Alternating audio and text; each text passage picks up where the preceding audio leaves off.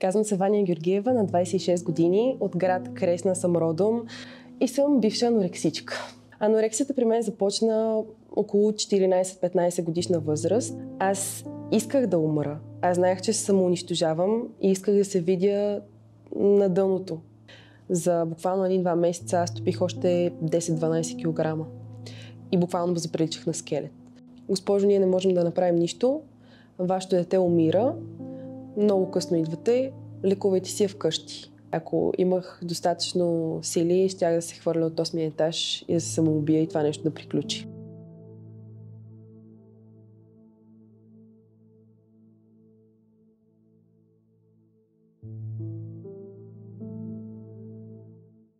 Казвам се Ваня Георгиева, на 26 години, от град Кресна съм родом, но целият си съзнателен живот живея в София и Великобритания, където завърших двете си висши образования и съм бивша анорексичка. Това е едно понятие, което е много странно за хората, защото в анорексията по принцип и в хранителните разстройства няма такова нещо като бивш.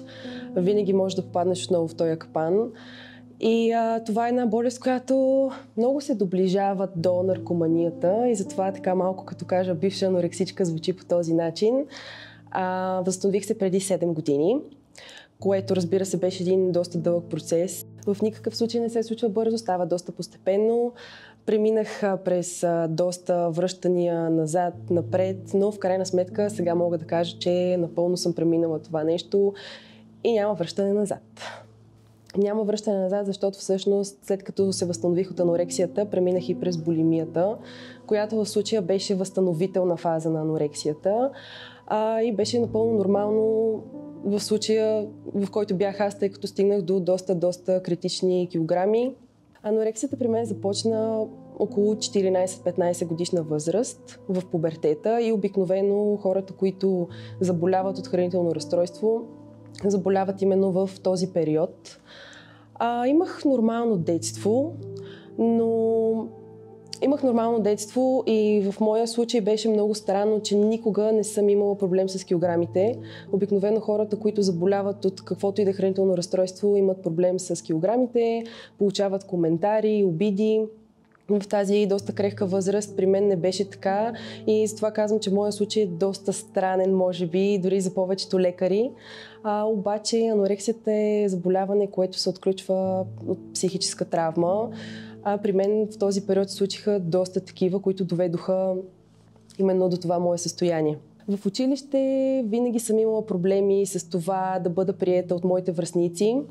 Винаги, дори тогава съм общувала с хора доста по-възрастни от мен и някакси доста трудно се вписвах в цялата обстановка на хората на моята възраст. И това така психически на едно дете, което е в такава възраст и иска да принадлежи към някаква група, се отразяват доста трудно. Така се случи и при мен. Друго нещо, което доведе до отключването на тази болест, беше, че по това време много близък човек, моя чичо, се самоуби. И общо взето нещата съвпаднаха по едно и също време. Семейството ми се преместеше в София. Една промяна, която аз не очаквах и не исках, тъй като си имах изградена своя комфортна зона в моя роден град и доста трудно приемах цялото нещо, което се случва. Въпреки че звучи като някакви лигости и прищявки, че не те приемат в училище и това е предпоставка едва ли не да стигнеш до такива критични състояния, всъщност не е точно така, защото тинейджерите за жалост имат една такава тенденция, черта да бъдат доста жестоки един към друг. И дори когато бях най-зле, съм чувала коментари от мои съученици: не умря ли вече? Едва ли не. И то просто защото в една такава възраст хората се конкурират един с друг. И аз специално идвайки от малкия град, където доста се набляга на това да сме перфектни, особено се знае, че след определен етап ще се преместиш в по-големия град. И единственият начин, по който можеш да се докажеш, е това да имаш отлични резултати. Да си по-добър от хората в големия град. В мен винаги е имало доста изисквания от хората от среща, както от приятели, така и от моите учители. И винаги е трябвало да се доказвам адски много. Подценяваха ме доста от гледна точка на това как ще се справям в училище, особено когато разбраха, че семейството ми се премества в София. Ме оставиха за някакво време, около година-две в Кресна, преди да се премести аз с тях, тъй като заминаха без пари, общо взето, и трябваше да оправят нещата тук, да имаме жилище, в което да се преместиме и аз и сестра ми, която е доста по-голяма от мен и вече посещаваше и университет по това време, така че на нея беше по-лесно да бъде самостоятелна, докато аз в тази възраст все още зависех от родителите си. Общо взето ме подценяваха доста и ме съдеха на база приятелите ми, които не винаги са тръгвали по правилния път, въпреки че аз съм се стремяла да бъда в него и бях едно много добро дете. Нашите не са имали никакви проблеми с мен, освен анорексията на по-късен етап. Анорексията обостри моят така или иначе перфекционизъм, който съм имала винаги, именно в стремежа си да се доказвам на останалите, че аз мога, въпреки всички предразсъдъци, въпреки семейството, от което идвам, въпреки всичко, което се случва, въпреки че оставам сама с баба си и дядо си там, че мога да се справя. И общо взето започна доста странно. Сменяха се сезоните. От зима към лято, когато обикновено хората да свалят по 1-2 килца. Това се случи и при мен. И започнаха да ми правят комплименти хора, към които съм искала да принадлежа, но които са ме отхвърляли по един или друг начин, без конкретна причина, което доста ме тормозеше психически. И затова, връщайки се обратно, бих казала, че да, бях подложена на психически тормоз в училище от своите връстници. И когато тези хора, към които искаш да принадлежиш, ти правят комплименти, и малко ли много това започна да ми се набива в съзнанието и си казвам, окей, значи аз не трябва да допускам отново да качвам дори 1 килограм. Въпреки че за възрастта си тогава и за височината си бях дори слаба. Дори не бях на нормално тегло, слаба. И се почна постепенно. Още 1 килограм, още 1 килограм, още 1 килограм и тогава ще спра. Обаче в един момент границата е много тънка към това да се пристрастиш към този още 1 килограм и съвсем неусетно ти стигаш до едно състояние, в което започваш да изпитваш страх от това да ядеш и да качваш килограми. И в началото си мислиш, че държиш този контрол, както и аз си мислех. И всъщност пристрастяването идва от това, че може да нямаш контрол над никаква ситуация в живота си, нямаш контрол на това да накараш хората да те харесват, да накараш хората да те приемат, но единственото нещо, върху което имаш контрол, е твоето съзнание и твоето тяло. До такава степен имах контрол над храната и над страха си от нея и над страха да качвам килограми, че стигнах до положение, в което аз блокирах собствения си мозък, като вижда храна да изпитва нужда да я яде. Готвила съм за приятели, за сестра си и въобще гледам тази храна, която до вчера ми е била любима и съм хранила всекидневно с нея и нищо. Все едно гледаш стена. Просто започнах да хапвам по-малко количество храна, всякаква храна. Не съм се лишавала изобщо в самото начало. Но смяната на сезоните и движението, това, че в родния ми град е ужасно горещо през лятото, се отразиха на това да сваля 1-2 килограма. Което, понеже бях слаба тогава, стана видимо и за останалите, които започнаха да ми правят комплименти колко добре изглежда. Това обаче, когато вече има някаква психическа травма в теб, която се е зародила, е много тънък момента да залитнеш и всеки един комплимент в началото храни болестта и ти искаш още и още и още, стремиш се да бъдеш перфектен, искаш да си най-слабия, най-красивия, да имаш най-отличните оценки в училище. И аз исках точно това. Всъщност бях и човек, който доста е спортувал абсолютно винаги през живота си. Тази активност се намали по време на анорексията, тъй като мускулите започват да атрофират постепенно. Започваш да нямаш енергия за абсолютно нищо. Единственото нещо, което ме интересуваше, беше да бъда над учебниците, да знам абсолютно всичко, не просто да го назубря. Аз трябваше да знам. Задавах всякакви въпроси на преподавателите ми, които и те нямаха отговорите за тях. И всъщност така те усетиха, че аз имам някакъв проблем, че аз се променям, защото станах много тревожна, антисоциална, като изключим това, че свалих и килограми, които обаче в началото на болестта не се забелязва.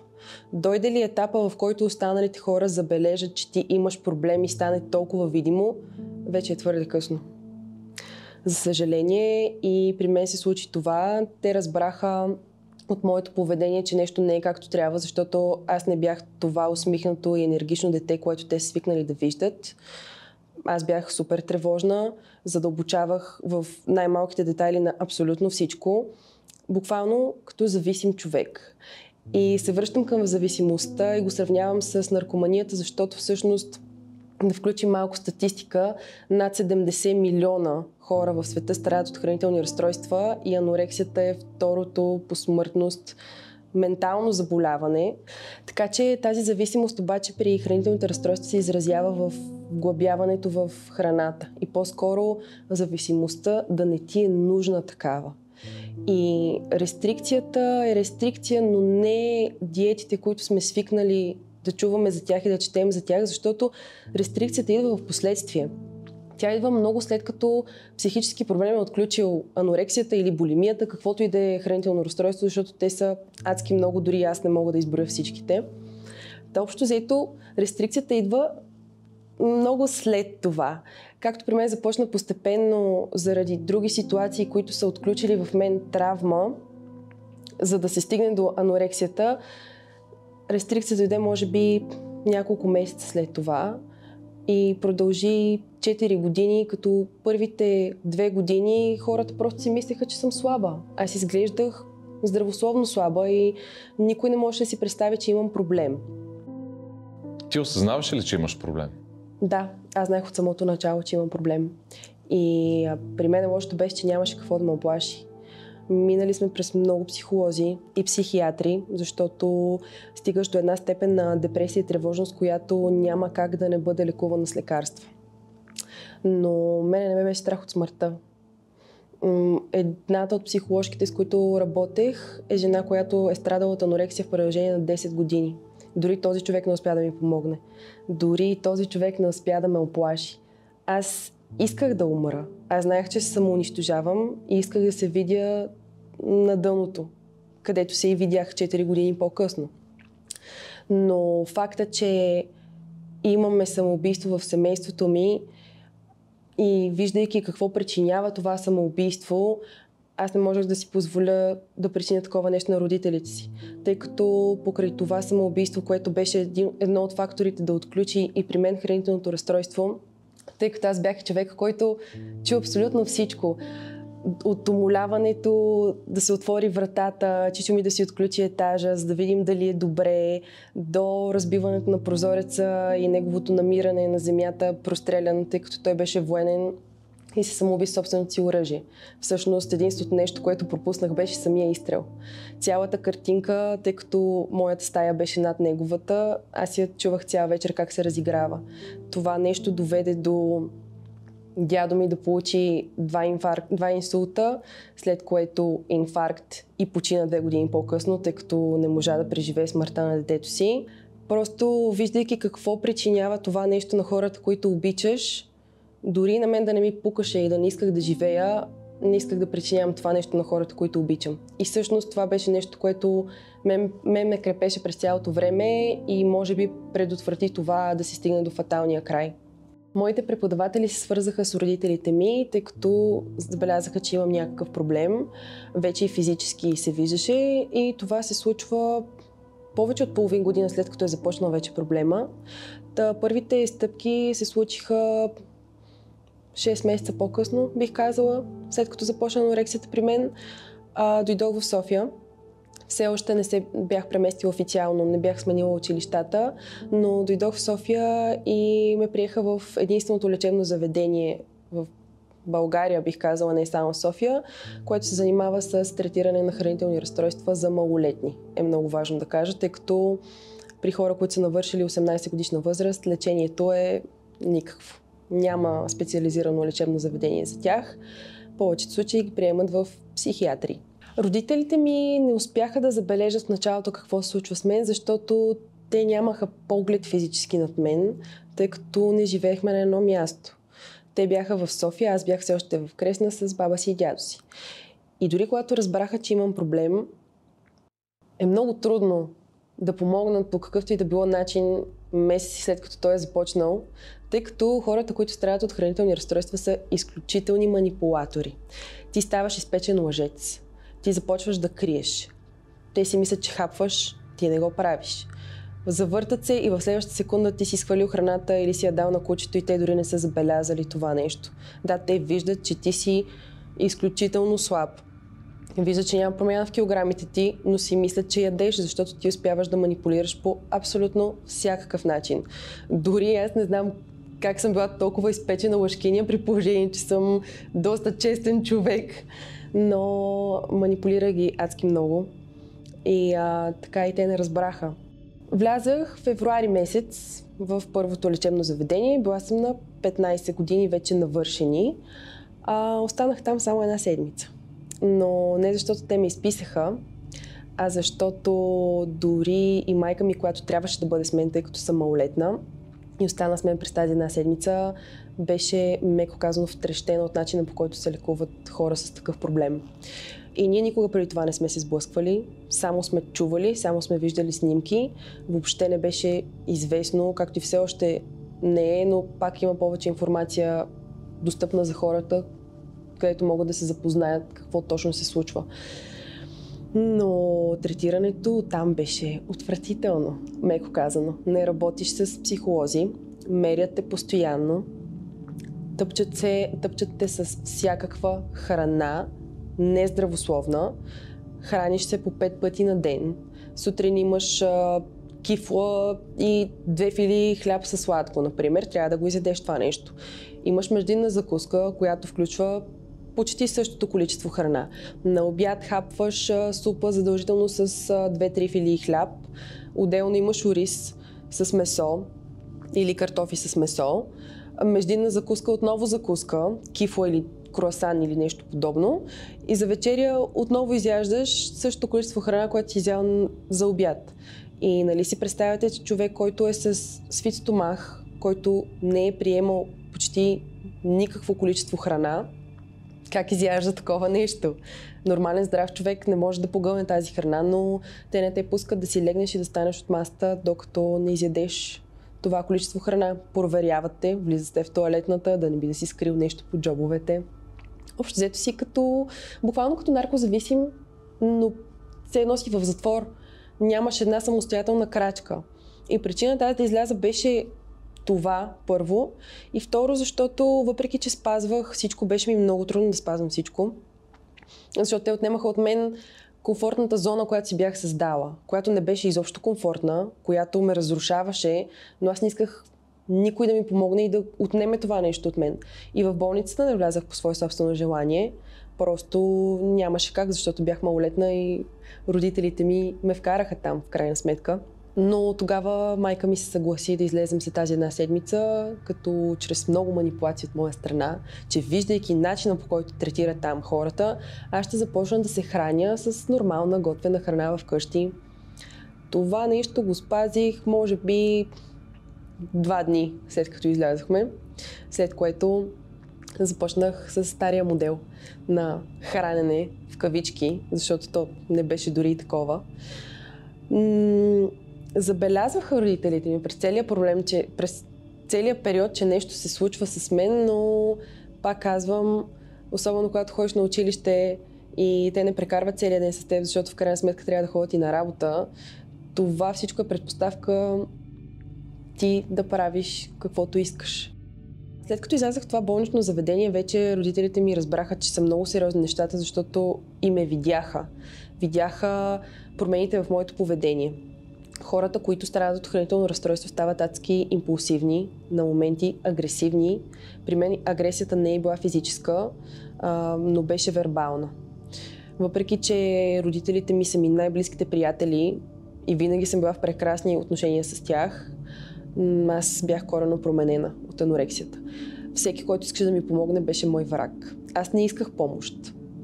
Минах през лечебните заведения, през психолозите, само и единствено заради тях, за да могат те да се чувстват окей, доколкото беше възможно.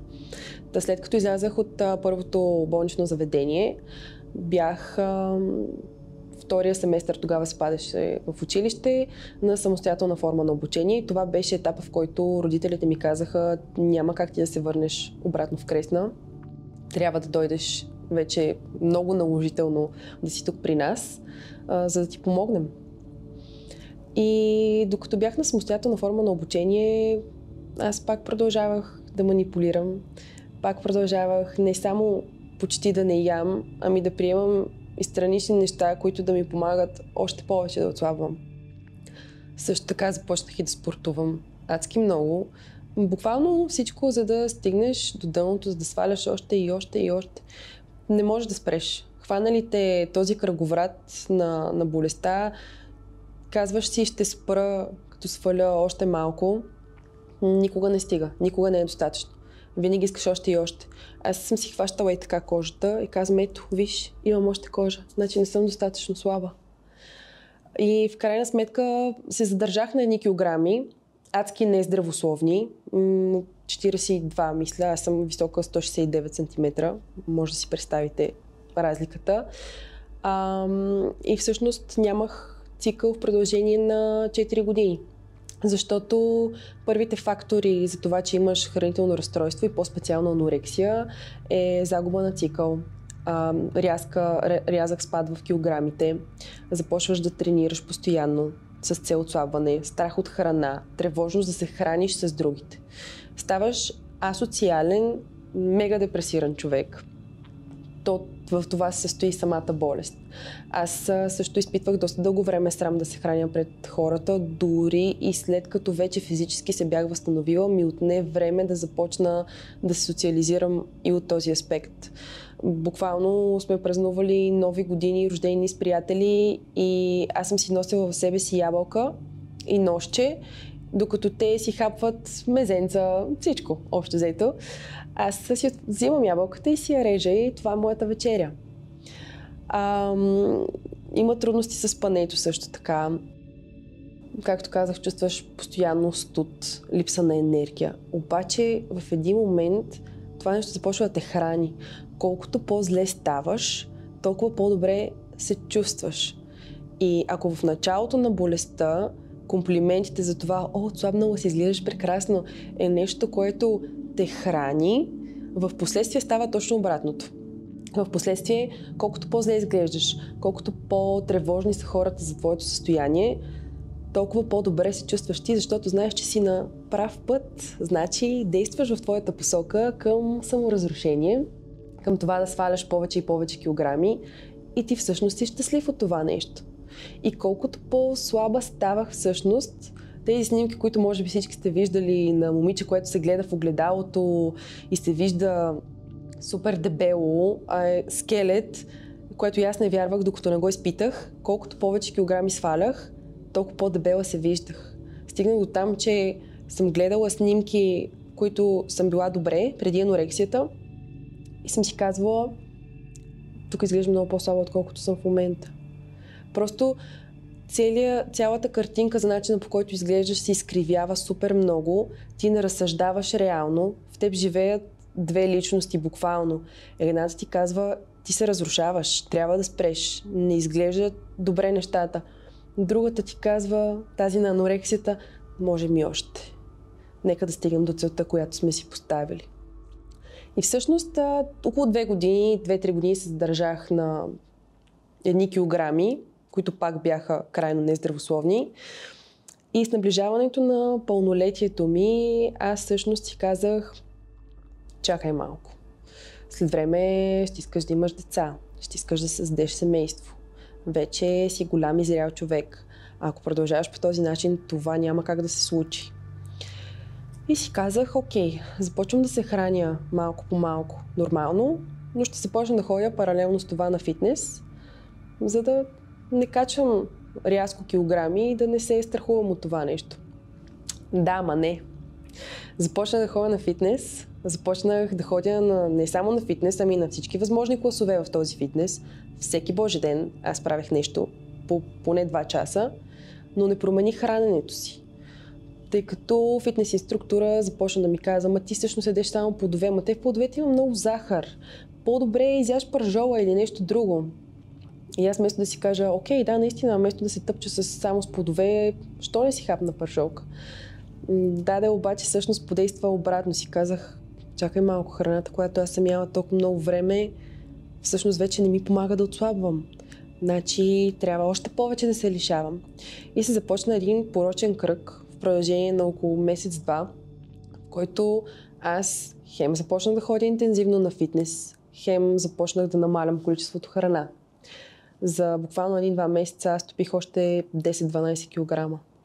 И буквално заприличах на скелет. В най-критичното си състояние всъщност достигнах до 30 килограма. След това не съм се мерила. Така че стигнала съм и до по-малко, но просто в един момент спрях да се меря, тъй като видяхме, че това вместо да действа по положителен начин и да ме оплаши и да искам да кача, действаше точно обратното, а именно да имам стремеж към това да свалям още и още и още. И просто след този критичен момент на тези ниски килограми спрях да се меря за известно време, след което последва и другата крайност, която влязах по-късно – булимията. Идва сблъсъка с второто болнично заведение. Обаче вече бях пълнолетна. Не мога да вляза в първото, тъй като там се третират само малолетни. И ме вкараха на сила в една психиатрия в София, където имаше хора с всякакви психични проблеми, но не и подобни на моя. Това не стана без драми и проблеми, но в крайна сметка майка ми с доста тежки думи, тъй като нямаше друг избор тогава, ме убеди да сложа своя подпис, тъй като без него нямаше как да ме приема там. В това болнично заведение лежах 40 дни, в които се влошавах все повече и повече. Първата седмица бях заключена, буквално чувствах се като луда. Бях заключена в едно доста стресиращо помещение. Гледах само в една точка, нямах право на телефон, нямах право да виждам близките си, нямах право на абсолютно никаква комуникация и връзка с външния свят. Гледах рушащата се срещу мен стена, защото тази сграда буквално и до ден днешен изглежда все едно е на път да се разпадне. И всъщност аз станах още по-депресирана през тази една седмица. Бях сред всякакви хора, наистина с всякакви проблеми, които въобще не знаеха и те къде се намират, нали, милите, което ми подейства доста стресиращо. На място, където попаднах. След тази една седмица ме пуснаха вече в другата част на психичното заведение, на психиатричното заведение по-скоро, където нещата бяха доста по-лежерни. Но никой не ме следеше, тъй като, пак казвам, това не е специализирано лечебно заведение за хора с моя проблем. И аз буквално почнах да си правя отново каквото си искам. Те ми дават храна, аз или я крия, или я повръщам веднага след като съм я приела. Криех се, че пия лекарствата, които ми даваха. Те бяха доста тежки успокоителни, тъй като вече бях 18 годишна и тези, които ти дават обикновено, когато нямаш 18, доста леки и не повлияват много на твоята нервна система по благополучен начин. По никакъв почти не повлияват, защото са много леки. Но аз се криех, тъй като една сестра тогава си позволи да се изпусне. А освен, че си манипулатор, задаваш и много въпроси, които е много трудно хората да избегнат директния отговор. Ти намираш начин да получиш отговорите, които ти трябват. И аз намерих своя начин. Сестрата, която така даде отговора, който не трябваше да ми дава, в случая, че от хапчета, които ми дават, доста се напълнява, което да го кажеш на човек, който това е целта, за да се излекува, е нелепо меко казано. Но не беше тя виновна, по-скоро моите въпроси и моите начини да задам тези въпроси изиграха на нея в случая и на мен лоша шега. Да започнах да се крия. Не ги приемах тези медикаменти и от ден на ден ставах все по-зле. Тичах в двора на лечебното заведение, правех постоянно упражнения, пусках си от YouTube и си правех по 1-2 часа непрестанно упражнения. Никой не ме следеше, при което майка ми от редките моменти, в които я допускаха да идва, защото, пак казвам, целта беше да нямам достъп до най-близките си хора и до външния свят, с цел да не успея да ги изманипулирам по някакъв начин и отново да постигна своите цели. Тя дойде след не знам колко време, но явно беше минало поне 2-3 седмици от моето приемане и се оплаши. И думите й буквално бяха: какво се случва с моето дете? Аз го пратих тук, за да му помогнете и да се излекува, а той изглежда много по-зле, отколкото беше, когато го вкарахме в болницата. При което направихме опит да отидем в друга болница, чийто отговор пред мен беше: госпожо, ние не можем да направим нищо, вашето дете умира, много късно идвате, лекувайте си я вкъщи. Единственото нещо, което можем да направим, е да я приемем за 2 дни, тъй като имаме свободно легло за толкова. И това е от нас. Буквално те ни казаха: тя умира. И аз бях там. Аз чух тези думи, които, пак аз мен ме плашиха, защото в крайна сметка целта на тази болест е именно това. В един момент ти се уморяваш от себе си, уморяваш се от тези 2 личности, които живеят в теб. Искаш този яд да свърши. И чувстваш, че това е нещо безкрайно, което е един кръг, от който няма абсолютно никакъв изход. Знаеш, че са зле нещата, не искаш да причиняваш това нещо на хората, които обичаш, но пък гласа на анорексията става все по-силен и по-силен. Колкото по-дълго време си в нея, колкото повече килограми сваляш, е много по-трудно да искаш да вървиш напред. И тогава вече идва момента, в който комплиментите от хората за това изглеждаш добре, което не е вярно, защото ти не изглеждаш добре, те просто искат да те накарат по някакъв начин да се чувстваш добре, действа по точно обратния начин.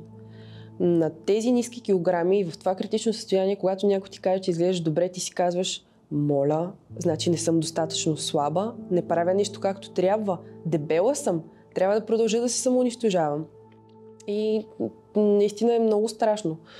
Но ти не го осъзнаваш. Минават хора по улицата, аз ги гледам и всяко момиче ми струва по-слабо от мен. И все искам още и още и още. Наистина се пристрастяваш към това нещо. Това ти става една изкривена комфортна зона, която не искаш да пуснеш. Този контрол, който ти си мислиш, че имаш, който в течение на болестта изпускаш, защото тя започва да контролира теб, е нещо, което ти държиш много здраво. И всеки един човек, който се опита да ти помогне, е твой враг. Ти не искаш помощ. Ти не искаш да пуснеш анорексията. Тя е част от теб, тя взема цялото ти същество и нея трябва да я има. И буквално ти се настройваш срещу абсолютно всеки, който се опитва да ти помогне. Затова е много е важно отначало да се забележи този проблем и още тогава родителите, казвам родителите, защото обикновено хората, които заболяват от такова нещо, са тинейджери и родителите все още играят огромна роля в това, което им се случва. Те са хората, които могат да забележат най-рано какво се случва с тях и трябва много твърда ръка. Върнах се обратно в психиатричното заведение, в което бях за още някакво време и при мен буквално се случи чудо. Защото никой не ми даваше шанс вече. Нямаше лекар, който да имаше позитивно мнение за пътя, по който отивам. Аз ставах все по-зле. Стигнах до едни критични килограми, от които изхода беше или сърцето ми да спре, тъй като хората, които умират от анорексия, умират от това, че при недостига на достатъчно храна, органите започват да се самоизяждат, сърцето не издържа на това натоварване и спира. Това беше най-очакван изход за мен на 99,9% общо взето тогава. Другият изход беше по някакъв начин да ми се събуди чувството на глад, което тези лекарства, които трябваше да приемам, трябваше да предизвикат, но аз така и не ги приемах. И казвам чудо, защото една сутрин, след 40-я ден, аз се събудих и не можех да го овладея това чувство. Нещо, което аз не съм изпитвала 4 години. Аз не изпитвах чувство на глад. Аз бях пристрастена към храната, с която се хранех тогава. Въобще нищо не чувствах, като виждах друга храна. Все едно гледах стената. Абсолютно нищо. Но събудих се тази сутрин и не знаех дори какво е това нещо. Аз бях забравила какво е това усещане да си гладен и да искаш да ядеш от всичко по много. И тогава всъщност започна най-трудният период за мен.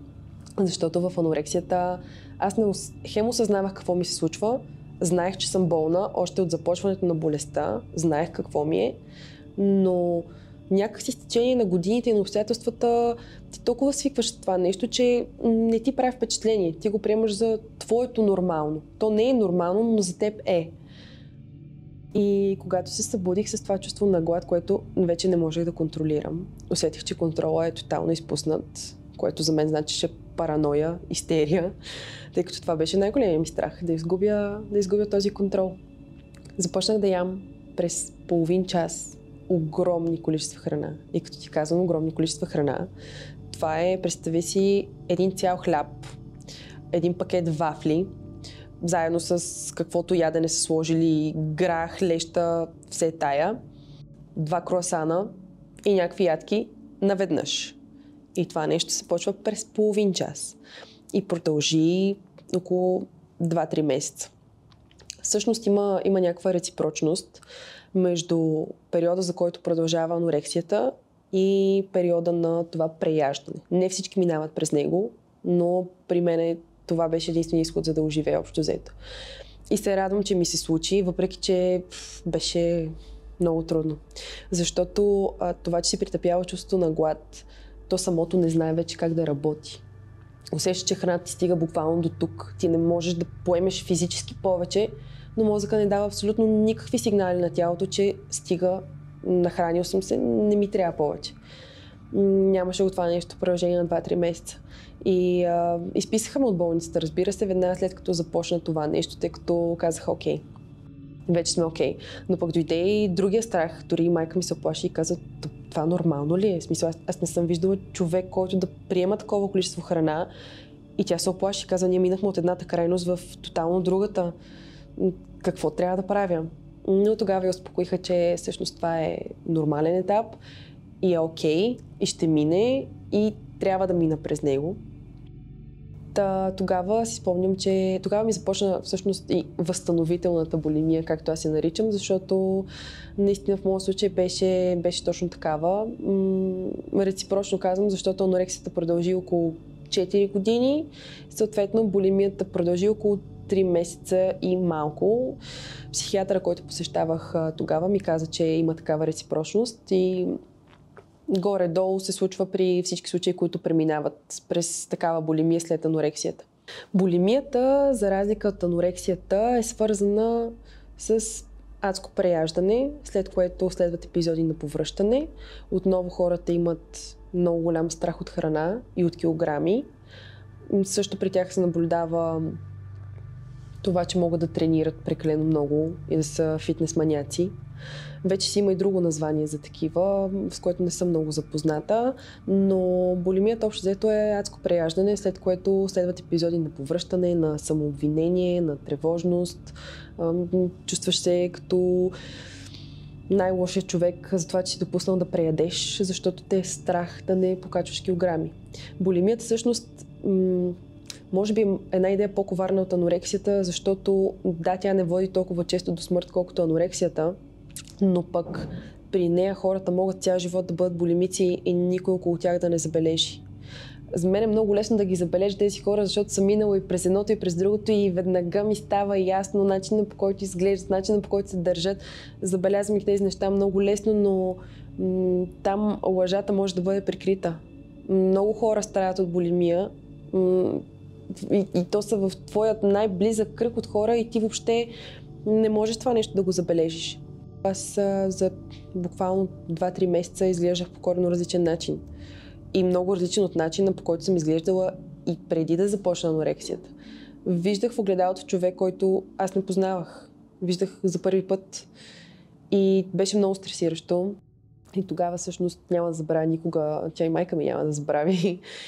Казвах и, че ако имах достатъчно сили, щях да се хвърля от 8-ми етаж и да се самоубия и това нещо да приключи. Но така де, изтърпяхме този период и то всъщност благодарение на едно момиче, вече жена с 2 дечица, която също е преминала през и анорексията, и булимията и беше неотлучно до мен психически през цялото това време и ме уверяваше, че е просто период, какво следва, колко бързо ще мине и това също ми даваше доза спокойствие и знаех, че просто трябва да бъда търпелива и да изчакам, докато премине тази фаза на булимията. И всъщност е много важно хора, които са преминали през това нещо, да бъдат там до теб психически и да ти помогнат, защото ти не знаеш какво следва. Ти си свикнал с един начин на живот, колкото и зле да е бил той, колкото и да се саморазрушавал през този период и в един момент попадаш в крайно различна ситуация, не знаеш дали ще има изход от това нещо. Не знаеш дали няма да си по този начин завинаги. Защото хранителните разстройства са нещо, което винаги можеш да повториш, можеш да потретиш. Всяка една психическа травма, всяка една депресия и слаб момент са предпоставка ти отново да се върнеш там. След това всъщност се върнах обратно в училище, тъй като аз 12-ти клас така малко го пропуснах, тъй като доста дълго време се лекувах в болница, след това се лекувах известно време в къщи. Беше ме срам да се върна обратно и ме беше страх как ще ме приемат хората, защото те свикнали да ме виждат по един начин, особено са учениците ми в София, тъй като аз, когато се преместих да уча в това училище, вече бях много слаба, вече бях в различни фази на анорексията и ме беше страх как ще ме приемат хората. Това може би беше нещо, което най-много ме притесняваше тогава, тъй като аз буквално за 3 месеца качих 30 кг, които след това постепенно с успокояването на съзнанието те сами изчезнаха и се върнах на едно ниво, което е нормално за ръста ми и общо взето за да функционира организма здравословно. Но това беше най-голям ми страх тогава и психиатърката ми всъщност ме посъветва, че е нещо, което обаче трябва да направя. Защото булимията ще спре в момента, в който аз започна да разсейвам съзнанието си с всичко друго, но не и с храна. И се върнах. Върнах се тогава в училище, където учениците ме приеха чудесно и така това ми даде доста свеж въздух и поглед на живота отново. Аз обичам да си разделям живота на преди и след анорексията, защото мога да кажа, че дори и психически съм коренно различен човек от тогава, не само физически. Върнах се на училище, започна булимията постепенно да намалява. Приемах през цялото време, пак казвам, медикаменти, които бяха следени от моя психиатър. Имаше дози, които трябваше в един период да се увеличават, след това да се намалят спрямо от тревожността. И там също имах така страх при тяхното спиране, защото аз вече вярвах, че това е нещо, което ме поддържа да съм добре, да не съм тревожна и изпитвах доста голям страх от това, ако ги спра, дали няма да се върна отново там, където бях. Нещо, което не бих искала никога през живота си да повторя отново. Но беше доста дълъг периода. Физически се възстанових, но не и психически. Психически все още бяха останали всички тези травми и мисли, които ги имах по време на анорексията. Но те също постепенно започнаха да изчезват и то беше защото аз просто се върнах към своето социално аз. Много обичам да съм сред хората и точно това се стремях да правя. Аз започнах да ходя на 3 работи през лятото, след като завърших 12-ти клас. Общо взето исках времето ми да е уплътнено на 100%, за да имам много малко време с себе си, с мислите си, защото те не бяха окей все още. И така, постепенно след булимията, аз започнах да се връщам към нормалния живот, но всъщност в случая странното беше, че нещата, които аз трябваше да изживея като тинейджър, когато 4 години бях в капана на анорексията, на бавната смърт, както я наричат, аз започнах да изживявам в своите 20 години и така беше много странно, тъй като хем живеех живота на тинейджър, който съм пропуснала и съм притъпявала през това време, в което съм страдала от анорексия. Хем започнах да живея живота на възрастният вече човек, който в крайна сметка бях. И всъщност, за да избягам от всичкото това нещо, ми помогна много това, че отидох да уча в чужбина. Просто усетих вътрешно в себе си, че ми е време да сменя всичко. Трябваше да сменя цялата обстановка, трябваше да отида някъде, където да започна абсолютно от нулата. И това направих. Заминах в чужбина, където завърших и двете си висши образования, като при второто имах щастието да се запозная с една преподавателка, която също се оказа българка, която разбра за моята история с хранителните разстройства, а това е нещо, в което тя специализира и доста често прави проучвания на тази тематика. И всъщност двете кандидатстваме в момента за проект, който да бъде финансиран оттам, но да бъде приложен в България. Тъй като в България няма сейф пространство за хора, които страдат от хранителни разстройства. По последни статистики от преди няколко години хората, които страдат от анорексия в България са над 500 000 души и това са само регистрираните случаи.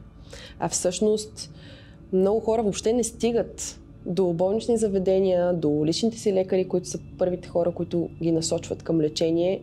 Така че в действителност случаите са много повече от това, за съжаление, и всеки четвърти случай завършва със смърт. Ние двете с нея решихме, че е време нещо да се направи и тук, в нашата държава. И искаме да създадем едно така първоначално онлайн пространство, в което хората да търсят достоверна информация. Това е много важно. Много е важно да знаят какъв е проблема не само хората, които преминават през него, ами и близките, които нямат абсолютно никаква представа как въобще да се отнасят към хора, които преминават през това, а те са, може би, най-важният фактор. Най-важният фактор в лечението на един човек, който преминава през каквото и да е хранително разстройство. Двете с нея и с участието на нашия университет, които ще спонсорират този проект, сме се наели да изпълним тази задача и да направим нещо за нашата държава и за хората, които страдат не само от хранителни, ами в последствие от всякакви психични проблеми. Да знаят, че не са сами, да знаят, че има някой, който ги разбира, защото смятам, че проблема на здравната система е не само на хората, които са в държавния сектор и се занимават с такова нещо, ами на частните психолози и психиатри, че те не разбират същината на психическия проблем. Хората биват третирани по един и същи начин, което е крайно грешно, защото първо всеки преминава през различна травма, която отключва такъв проблем и не е редно всички да бъдат слагани под един знаменател. В повечето случаи хората, които заболяват от хранително разстройство, са хора, които имат физически проблем. Били са просто по-пълни. Обаче в моя случай не беше така. Аз никога не съм имала такъв и никога през живота си не съм получавала лош коментар за външния си вид или за килограмите си. Така че е много важно индивидуалният подход и е много важна паралелната работа с психолог и с психиатър, защото ти трябват и медикаменти, и психическата част, която да има някой, който те разбира. Но е много важно и повече хора, които са преминали през това нещо, да говорят. Защото те са тези, които могат да те разберат най-добре, защото те знаят как протича мисловната ти дейност.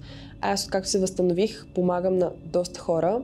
Доста хора се свързват с мен по социалните мрежи и повечето родители, между другото, напоследък, които знаят от познати, чрез познати, по някакъв начин достигат до мен и търсят психическа подкрепа. И начин, по който те да реагират към своите деца, за да могат да им помогнат. И слушайки дори хора, които живеят в скандинавски държави, български семейства, на които помагам напоследък, системата е една и съща и там. Проблема не е само в България. Не е само в това, че ние тук не сме запознати с подобни заболявания. Такъв е проблема навсякъде и е много важно повече хора да говорят за това нещо, макар че много от хората, които страдат от хранително разстройство и са преминали през това нещо, възстановили са се, не се чувстват комфортно да говорят за това нещо.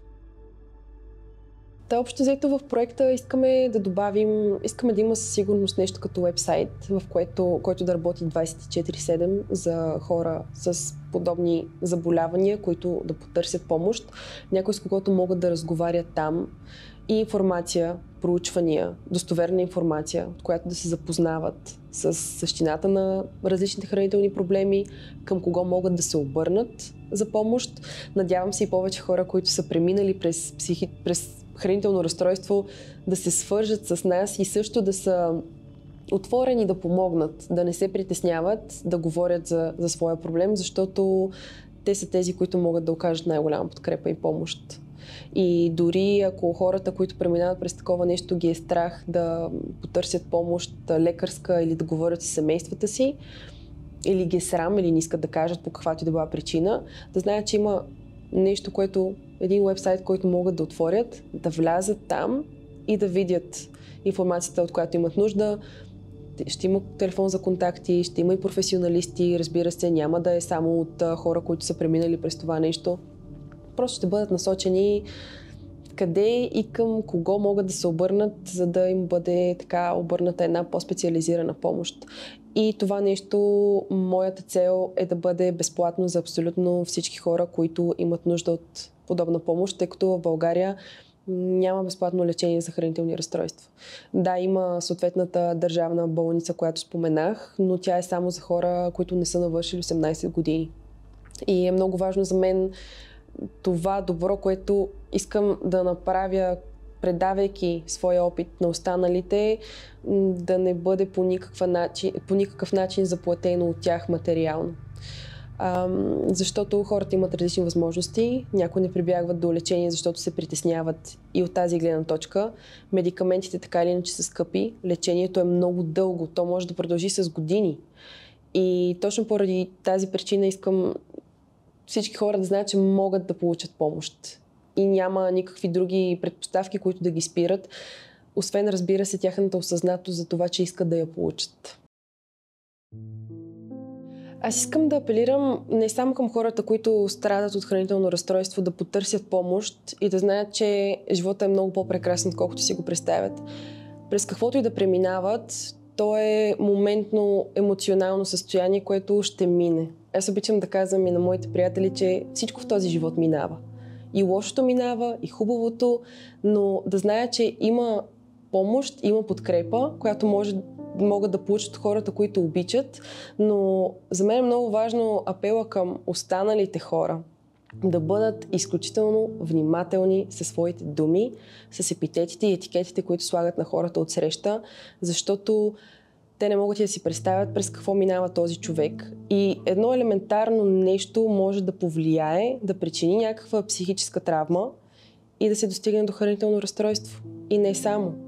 Затова наистина съветвам всички хора, които ни гледат, бъдете мили. Ако не може да помогнете на някой, не дейте да му вредите. Моята мечта е да създадем този проект, който споменах, да започне да работи и да стане много по-голям от това, което си го представям, да мога да предавам своя опит на останалите и да им помагам. Искам просто да помагам на хората да живеят този живот по най-пълноценния, най-позитивния начин. Защото в крайна сметка трудности винаги има. Въпросът е как ние виждаме нещата от живота. Въпросът е в нашата перспектива и в крайна сметка отражението на живота идва от нас, от действията, които правим и от нашите мисли. Това е най-голямата ми мечта, да правя това, което обичам. А това, което обичам, е свързано именно с този лош опит, който имам от анорексията. Не съжалявам, че съм минала през това нещо. На много неща ме научи. Доста повече оценявам живота след това. Доста повече оценявам хората в живота си и себе си. Това беше моя път към себе си. Никога преди не съм знала какво е да се обичаш. Винаги съм искала хората да ме харесват, но никога не съм се питала дали аз харесвам себе си. И това всъщност ми помогна да се обърна към себе си, да се погледна, да се харесам, да стисна ръката на това малко детенце, което е искало обич по всякакъв начин и да му кажа: ти я имаш в теб. Ти обичаш себе си и няма нужда да стигаш до крайности, че да докажеш на хората нещо, което беше всъщност анорексията, моя вик към останалите, да ме чуят и дори да ме оставят на мира, да спрат с предразсъдъците, да спрат да ме съдят за щяло и нещяло. Сега вече нямам нужда от това, защото аз обичам себе си и искам да предам това нещо на останалите. Искам те да се научат как да обичат себе си и да живеят един пълноценен и прекрасен живот. И всъщност, понеже аз съм доста запалена по политиката, това е едно и от образованията ми, много дълго време мислих какво всъщност бих искала да направя в своето политическо развитие.